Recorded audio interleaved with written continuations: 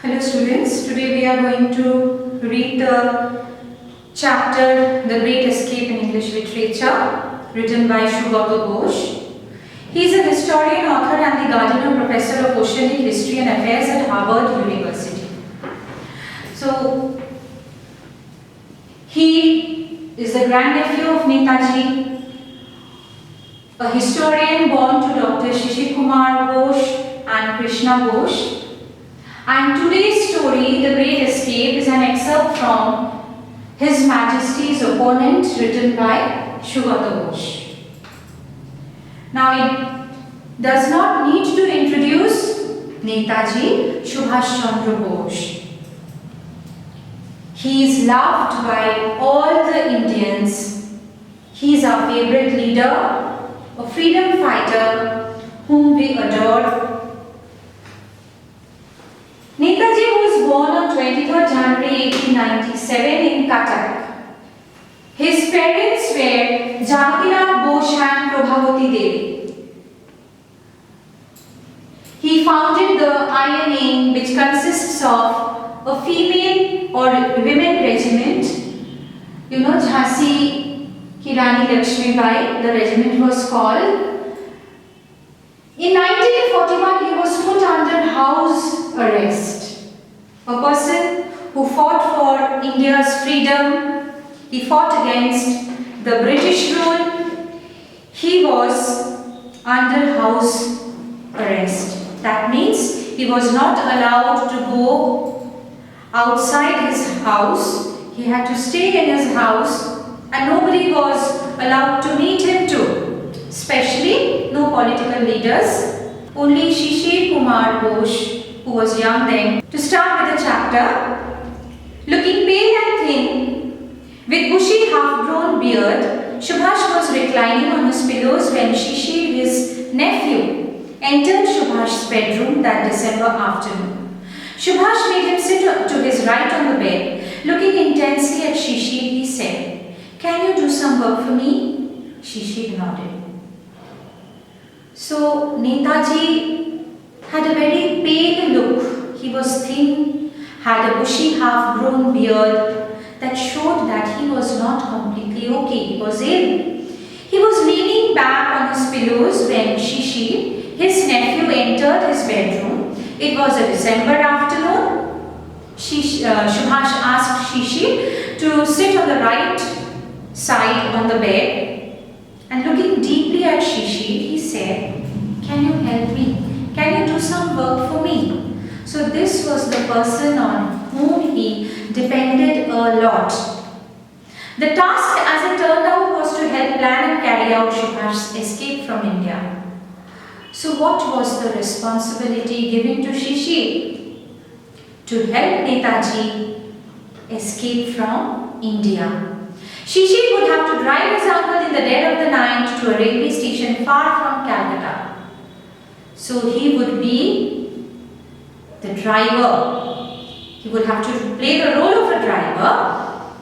In his car, Wanderer, he would take Netaji far away from the clutches of the British and far away from Calcutta to a railway station.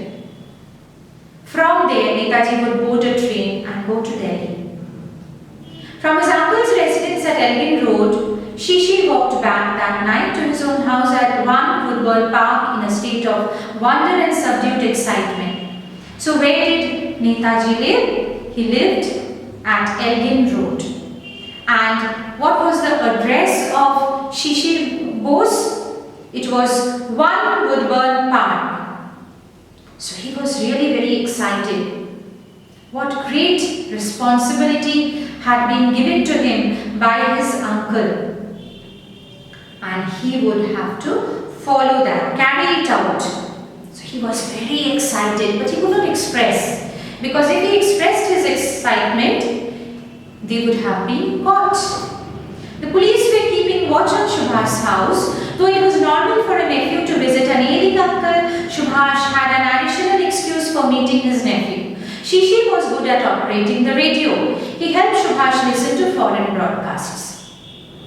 So though it was very normal for a nephew to come and visit his sick uncle, there was another excuse ready.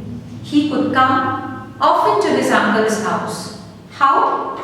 Because Shishi was very good at operating radios, at functioning radios, and Netaji always had a knack of listening to foreign broadcasts. So he would very often call Shishi to his house on the pretext of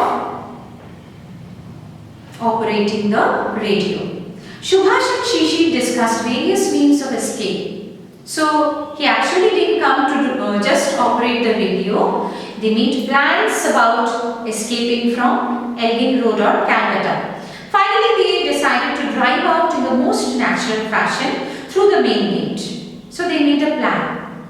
They hit upon a plan, and it was to be carried out in the very normal way, so that nobody could hint what they were going to do.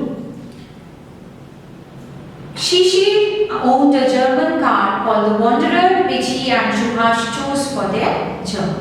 So Shishi had a German car named Wanderer, and this was the car which they picked for the journey, far from Calcutta. Subhash had cabled Akbar Shah to meet him at Calcutta.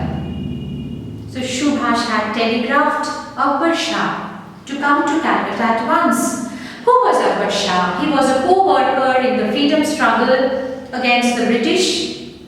He worked in the northwestern frontier, which is a border province, and he was also another person who would help Subhash to escape. Akbar Shah came to Calcutta. He was introduced to Shishi. Together they went to a shop in central Calcutta where they purchased baggy shalwars and a black face for Subhash's disguise. So Akbar Shah came to Calcutta. Netaji introduced him to Shishi, and then they went to a shop which was situated in central Calcutta, and they purchased baggy, means loose salwars. Black face, it is a sort of a cap which has a flat base. You can have a look at the picture, the cap which Netaji is wearing, and this would be Subhash's disguise. He would disguise as a Pathan, as an Afghan. Later Shishi also purchased a suitcase, a bedroll, shirts and pillows. Suitcase was to carry all his necessary clothes, and bedrolls, these are sort of bedding rolled up together and belted. Subhash was to carry these with him in the journey. So these were the only belongings which Subhash would carry with him. Subhash was to carry. Shishi then went to a printer's shop. He ordered a set of calling cards which read Mohammad Ziauddin, Travelling Inspector, the Empire of India Life Insurance Company Limited. So not only the attire was going to be changed, even his identity would be different. He would call himself Mohammad Ziauddin, Travelling Inspector, working under the Empire of India in Life Insurance Company Limited.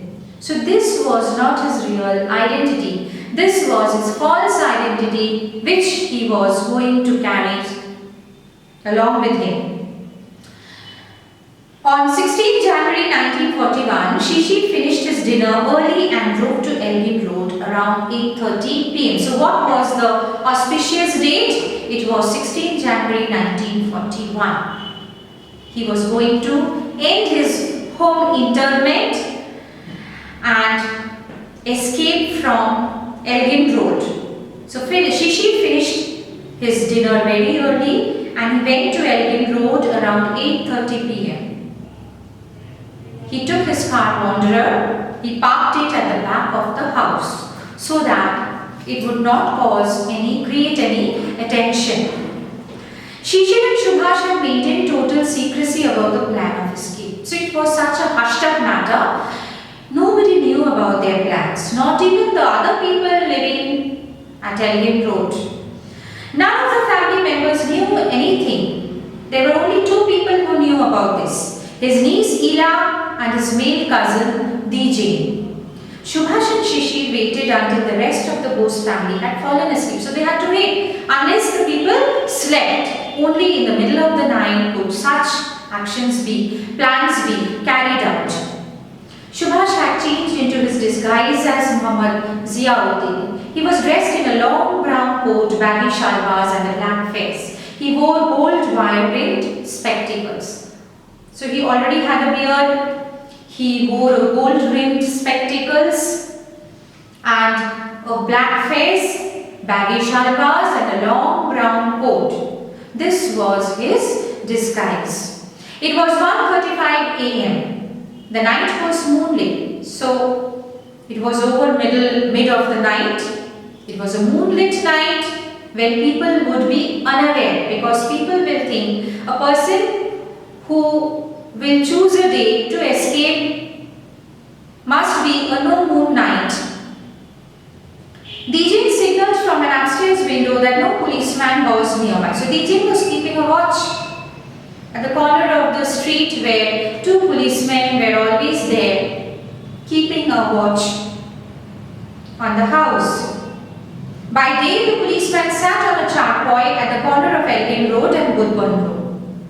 So they sat at a place where everything could be kept in view. Both Woodburn Road, from where Shishir came, who came very often to meet Netaji, and the corner of Elgin Road too, from where the house could be seen where Netaji stayed. They paced up and down the street before Subhash's house. So generally, the two policemen, they went from one side to the other. They paced up and down, walked up and down. On the cool winter night of January 16, they had preferred the comfort of the warm blankets on the charpoy. But because it was a very cold night, 16th January, they thought everything was quite okay. Everybody was fast asleep. So they could take a little bit of rest and comfort under the blankets, and so they slept on the charpoy.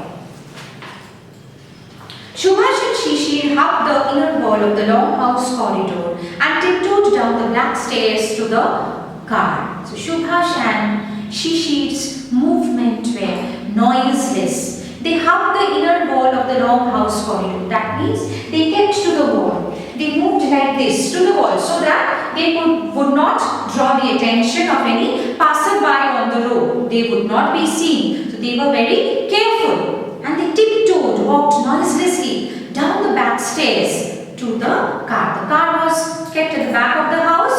Subhash sat in the back. Shishir drove the car. Subhash sat in the back seat and Shishir drove the car. He started the engine and drove out from 38/2 Elgin Road as he had done on so many past occasions. So this was the address of the house, 38/2 Elgin Road. They had done this very often before, but today was something very different from the other days.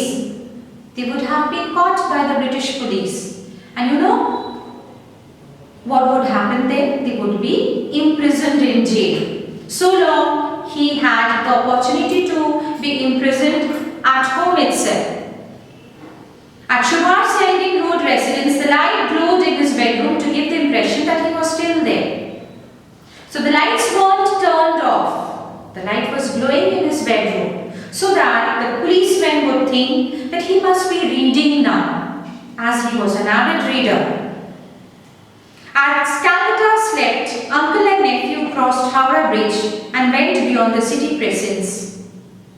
So when the whole Calcutta slept, people were asleep. Subhash and Shishir crossed the Howrah Bridge and they crossed the boundaries of Calcutta. Subhash poured Shishir coffee from a thermos. They were so excited. Their nerves were strained. So when they crossed the Howrah Bridge, to some relief, they wanted to have some relief, so they poured some coffee from the thermos to ease their strained nerves. They shared a few anxious moments together when the car engine faltered once. But what happened? Suddenly, the car engine faltered.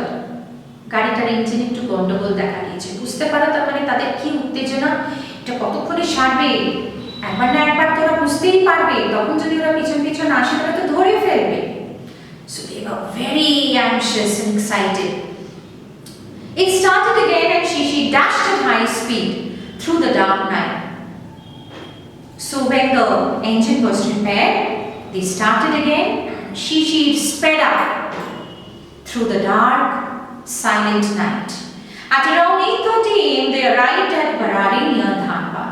So it was morning 8:30 a.m. when they reached Dhanbad at Barari. They put up at the house of Shishi's brother Ashok. Took shelter in Shishi's brother's house. His name was Ashok. But Ashok did not know that the person who had come to his house was his uncle Netaji. Subhash kept his disguise on as Muhammad Ziauddin. He did not disclose it to anybody else. And said he had come on insurance business and was given a room to rest during the day. So he came as a friend of Shishi. He took shelter in Ashok's house in the disguise of Muhammad Ziauddin.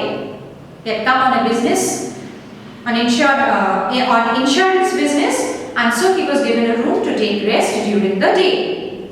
They met and talked in the evening and had an early dinner. So he was not to stay there at night. They had an early dinner. So everything was planned from the very beginning.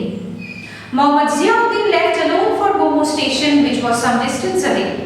So they did not want people to know that these two people, Ziauddin and Shishi, had left together, so that Shishi would be safe back home. After they had an early dinner, Muhammad Ziauddin, that is Subhash Chandra Bose, left alone for Gomo station, which was quite a distance from Ashok's house. Why? He wanted to catch the Delhi Kalka mail from Gomo station. So he was bound for Delhi. A little further from the house, Shishi picked him up in his Wanderer and drove towards the railway station. So Shishi had not left him altogether. He was waiting. And after Muhammad Ziauddin or Netaji Subhash came walking, he picked him up in his Wanderer and took him to Gomo railway station. It was a moonlit night. A sleepy porter collected their luggage. So it was a bliss for them because the sleepy porter would be unable to give a vivid description of Netaji when the police would come behind. I am off, you go back, Subhash said as parting words. These were the last words that he spoke to Shishi. I am off, you may go now. Shishi watched him mount the railway overbridge and walk across it with his usual majestic gait. So he had a kingly way of walking. You know, people with high or great personality, they have a different sort of walking. You respect them. So Shishi watched him for the last time mount the railway overbridge and then cross it. He disappeared into the darkness towards the platform on the opposite side. So slowly he disappeared into the darkness. The Delhi Kalka mail released steam. Shishi heard the rhythmic clatter of the wheels and saw the train lights moving away. যেমন আমরা C of করতে যাই স্টেশনে, যখন আমরা দেখি যে যে গাড়িতে উঠেছে গাড়িটা কাকে নিয়ে আস্তে আস্তে আস্তে আস্তে দূরে চলে যাচ্ছে, আমরা লাস্ট অব্দি দাঁড়িয়ে থাকি যতক্ষণ না ট্রেনের পিছন দিকে সেই লাল দুটো আলো দেখা যায়। শিশিরও সেই রকম দাঁড়িয়ে রইল। He stood there with all his good wishes for his uncle, a brave person, the savior of India, who was going to free India from the clutches of British rule. Here ends the chapter. Read the chapter thoroughly. Do the exercises at the back of your book. Stay home, stay safe. Thank you.